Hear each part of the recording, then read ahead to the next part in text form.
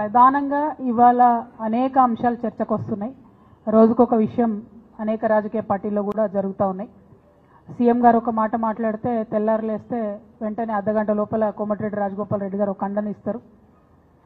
బండి సంజయనని పట్టుకొని డైరెక్ట్గా ఈటెల రాజేందర్ గారు వార్నింగ్ ఇస్తారు. అట్లా మొత్తం అన్ని పార్టీలలో కూడా ఏదో ఒకటి నడుస్తూనే ఉన్నది. అందులో పెద్ద ఆలోచించేదేం లేదు. సో ప్రత్యేకమైనటువంటి దృష్టి బీఆర్ఎస్ మీదనే పెట్టాల్సినటువంటి అవసరం కూడా లేదు.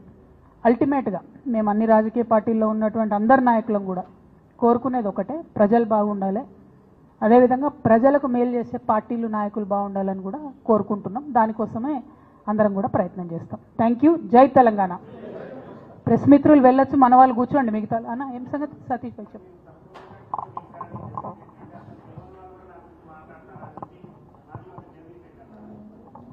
పోనీలేవే పాపం వదిలేసి. అయితే ప్రెస్ మిత్రులు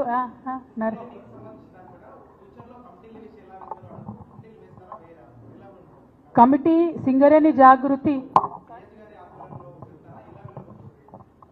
బ్రదర్, ఇది ఒక అలయన్స్ అంటే ఏంటిది? సింగరేణి జాగృతికి అన్ని ఏరియాలలో కమిటీలు ఉంటాయి, హెచ్ఎంఎస్కు అన్ని ఏరియాలలో కమిటీలు ఉంటాయి. కానీ సమైక్య ఉద్యమాలు చేస్తాం, సమైక్యంగా కార్మికుల సంక్షేమం కోసం పనిచేస్తాం, సమైక్యంగా కార్మికుల హక్కుల కోసం కూడా పోరాటం చేస్తాం. అందులో ఎటువంటి అనుమానం లేదు. ఎవరి సంఘం వాళ్ళకు ఉంటుంది, ఎవరి ఆఫీస్ వాళ్ళకు ఉంటుంది. అవసరమైన కాడ షేర్ చేసుకుంటాం, అవసరమైన కాడ కలిసి ఉంటాం. కమిటీలలో షేర్ చేసుకోవాలనేటటువంటి ఆలోచన ఉంటే ఫ్యూచర్ డేస్. కానీ రెండిటి మధ్యలో, రెండు సంస్థల మధ్యలో అలయన్స్. ఈ అలయన్స్లో రెండు కాదు ఇంకా చాలా సంస్థలు కూడా చేరుతాయి.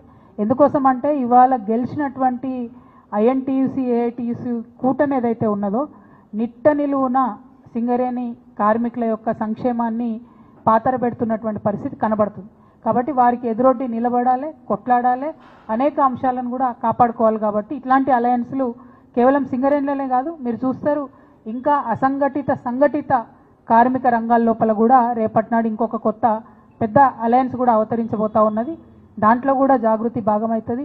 ఇప్పటికీ అనేక కార్మిక సంఘాలతో మేము కలిసి పనిచేస్తున్నాం. రాష్ట్ర వ్యాప్తంగా ఇంకొక పెద్ద కార్మిక సంఘాల యొక్క ఫెడరేషన్ ఏర్పడుతుంది. అందులో కూడా జాగృతి భాగస్వామ్యం అవుతుంది.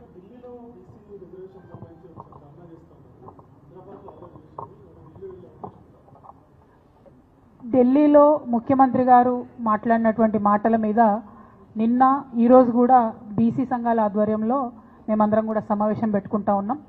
మా యునైటెడ్ పూలే ప్రింట్ నాయకులు, కార్యకర్తలు అందరూ కూడా వాళ్ళ ఒపీనియన్ తీసుకుంటున్నారు, ఎట్లా చేద్దాం, ఏం చేద్దామని. రేపు ఒక మీటింగ్ ఉంటుంది, ఆ తర్వాత కార్యాచరణ ప్రకటించడం జరుగుతుంది.